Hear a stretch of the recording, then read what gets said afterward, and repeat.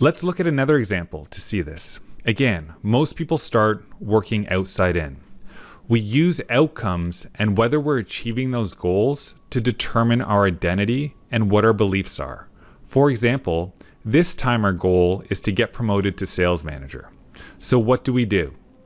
We show up to work on time, we hit our daily metrics, attend networking events, support our boss and work later.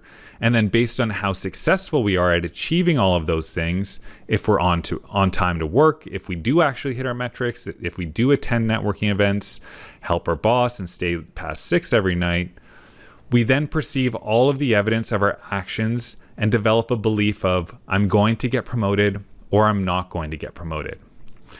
The problem is when we're in an unfamiliar environment, we don't know the process yet. We have to learn it. Or with COVID-19, almost overnight, it has totally broken our process of getting promoted. Our goals of getting promoted to sales manager or retiring early have not changed, but the process we were using to achieve them has totally changed. And to make things worse, the limbic system is taking over, making it harder for us to stay motivated. The majority of us will now start to feel uncertain, overwhelmed, anxious, and start to adopt a negative mindset as we start to believe that we will not be able to achieve our desired outcomes. Feedback from our process is showing that our investments are tanking, our savings are dwindling, we're less productive working from home, and it's becoming extremely hard to hit our sales quotas. Evidence is building to support this belief and reinforce the identity that I'm not going to get promoted and I'm not a sales manager. Now, this is where changing your identity comes into play.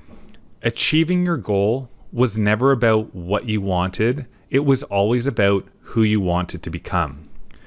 Getting in good shape, retiring early, or getting promoted to sales manager, the goal was always about who you wanted to become. I want to become mentally resilient and a physically healthy person. I want to become a successful retiree. And I want to become a sales manager. When you think about who you want to become versus what you wanted, everything changes. We can take control of our identity, mindset, and mental health. We can adopt the beliefs, attitudes, and opinions of who we want to become so that there's only a positive mindset going forward. And as a result, we can manufacture our identity inside out. So in this example, we believe we are a good sales manager. And then in order to define our process, we simply ask, what would your new identity be doing right now? What would the best sales manager in the world be doing during COVID-19? Or what are the best sales managers doing in my current company? Well, they would probably be prioritizing self-development activities like reading new books, changing their sales process and experimenting with new ways to hit metrics, probably creating virtual networking opportunities, checking in on their peers, and doing things like creating a healthy work from home environment.